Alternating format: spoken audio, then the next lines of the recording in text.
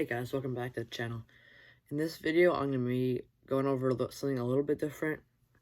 Well, it's kind of the same, still has to do with repairing a small engine, but it's a little bit different than what I normally do.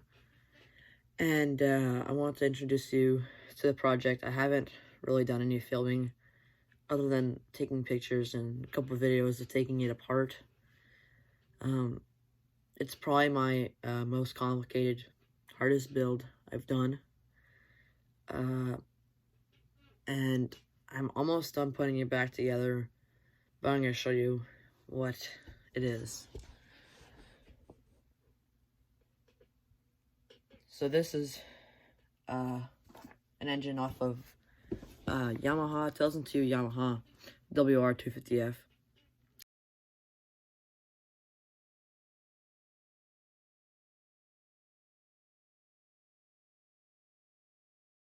I bought for $800 with a seized engine, thinking it was going to be an easy fix. I tore the entire engine down due to it having a bad crankshaft. The piston scored a little bit. I'll show you that in a second. I bought a new one though. It's currently in the bike, or in the engine. Replaced all gaskets and seals, but this was the crank, and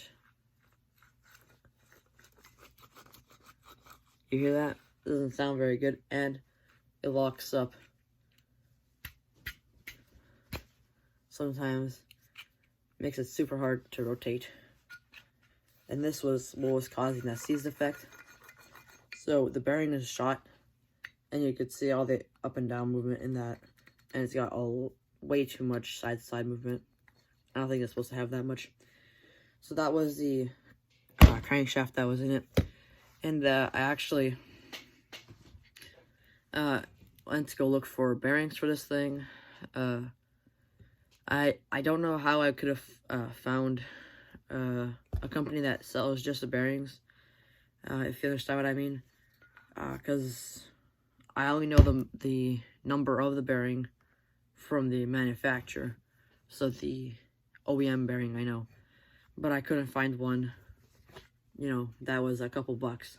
The only bearings I found were like between $50 and $80 US, and plus shipping, they were like $40 plus shipping to ship to where I live in Canada. So it really just was not worth it for me, but luckily I had the smart idea to go on Marketplace and look for one. And I ended up finding one for $100. Well, I paid $90 for it, but and it just so happened that the same guy sold me that also had a good contact with somebody for pistons to get them cheap, a distributor. So I ended up paying about $150 for this Namura piston and rings. And then I paid a little more for gasket and seal kit. I changed all of these so far. All the seals and all the O-rings, except one seal and one O-ring I didn't replace. So yeah, I'll show you the old piston. It doesn't look the best. These are the rings. This is the old one. I just put it back in this box, or this container. And I'll show you what was wrong with it.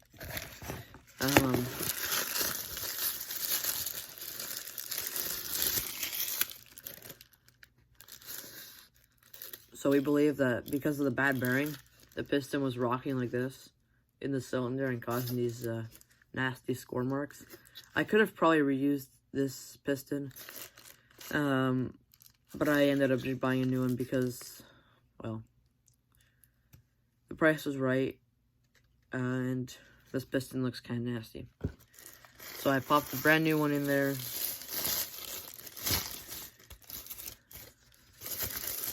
And I found out that working on bikes is not cheap. I spent a lot of money on this thing. Put a lot of money in this thing, sorry. I think it might be worth it, but I don't know yet.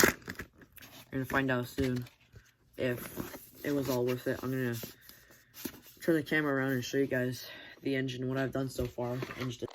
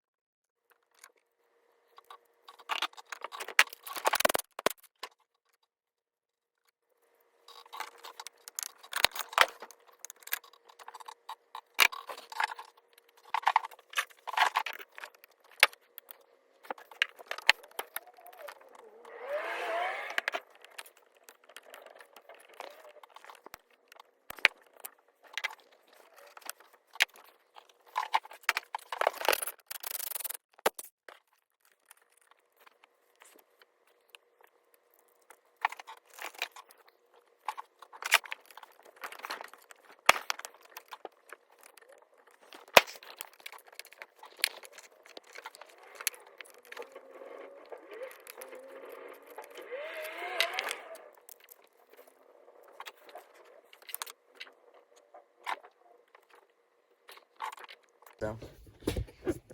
Here's the engine. Everything's all hooked up here. Got the shifter on.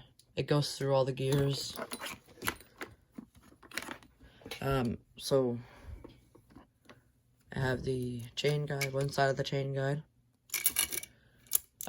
It does turn over, but it's kind of hard to do when I'm holding a camera in one hand. I gotta hold the chain up and then kick it. So I'll just try to move the chain for you.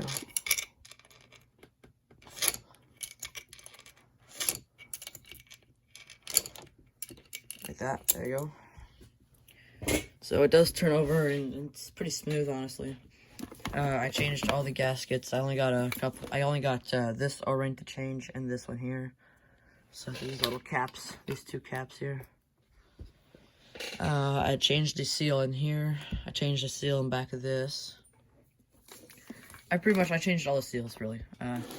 The cake seal and everything, the shifter seal. The two seals inside the water pump. So, as you can see, this side is complete. The other side's just missing those two caps, these two here. And, well, a couple other things, but that's about it. And I just gotta work on the top end. But this is when I found my other problem. That the other chain guide here, well, first of all, it's scrap. As you can see, the sides are like worn down completely. But it's also cracked at the bottom. And I tried to just put some glue in there to fix it. That didn't work. Not sure if you could see that, but it's bending. So this thing's gotta be replaced. Luckily, I found one on Marketplace for the two of them. This one here and this one here is 25 bucks. And I might go see that guy today to get that part. Or tomorrow. I don't got school for the next couple of days because of a strike. So I got some time. So yeah, I changed all the gaskets. I got a gasket kits from that guy with the seals. So if you're wondering what I've put into this bike so far, I've put about 1,300 bucks into this bike.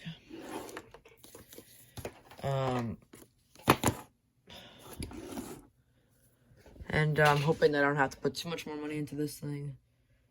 But so far, I've put about 13 into it. I paid $800 for the bike, $800 for the bike, $400 for the parts I bought, plus 90 of the crankshaft. That's about 1,300 bucks. Plus, I bought spark plugs. For some reason, I never bought Motoseal before, so I also bought Motoseal. That cost me some money. Loctite I had. Assembly lube, I had all that. So there was a couple other odds and ends that I spent some money on. And there was some missing hardware, so I had to replace some things. The two nuts over here were both stripped, so I luckily had a kit from Princess Auto that had them. There was a wood screw in this, so I replaced that as well. The screw here and a couple other ones. The project is going pretty good for now. I'm hoping to sometime during the strike of the school and Christmas break to get this thing here. You can see this better now. To get this thing running. Crossing my fingers because, you know, I could have done many things wrong here, and you know, I've never done this before. Teared apart a whole engine. I didn't think it would be this complicated, honestly. When I bought it, I thought maybe it just needs a new piston, or the cylinder just needs to be lubed up a little bit. I ended up also getting the cylinder honed, so that's nice. Nice and smooth now. Yeah, but I'll turn the camera back around. So one thing I bought this bike for is because it had a really nice FMF factory 4 pipe on it. It had the silencer and the header from FMF. So that thing's worth a little bit of money, maybe like $300 or something. So it's worth some money. Even partying out this bike would be worth something. But I'm hoping it goes well and I could just sell it running, or enjoy it for a little bit. And yeah, I have another bike, and so far, looking at this one, I like it a little bit better. The bike I have is KTM 144SX 2008. It's a pretty nice bike. It's got some power though. This has, I think, about 7 horsepower less than that one. So I may be more comfortable on this one. I only rode that one a couple times, so it's a fun bike, but it's got some power. It was my first bike also. So I'm hoping this might be a better one. That's gonna be it for this video. Just wanted to introduce this project to you guys. I might have another video of me just putting in the frame. That might be a little while from now though. So yeah, I hope you guys enjoyed the video. Don't forget to like and subscribe and follow along with the project. Thanks for watching.